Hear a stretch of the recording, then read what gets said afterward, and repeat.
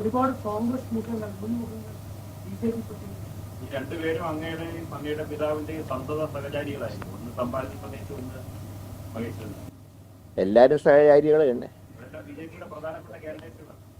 അത് വീട്ടിൽ നിന്ന് തന്നെ ഒരാൾ പോയില്ലേ, പിന്നെ അതിൽ മേലുണ്ടോ സ്വന്തം സഹായം?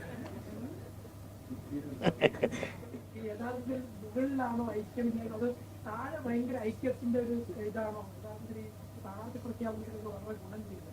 അതല്ല, ഞങ്ങൾ അതിൽ ഇത്തവണ കൊടുത്തൊരു നിർദ്ദേശം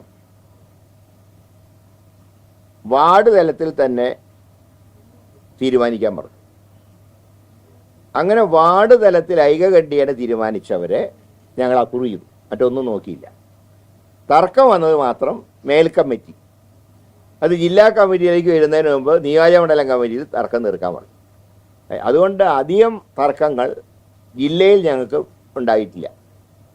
അതാണ് സത്യത്തിൽ അങ്ങനൊരു നിർദ്ദേശം. ആ നിർദ്ദേശത്തിൻ്റെ ഫലമായിട്ടാണ് വലിയ കുഴപ്പം കൂടാതെ സ്ഥാനാർത്ഥി നിർണയം പൂർത്തിയാക്കാൻ കഴിയും.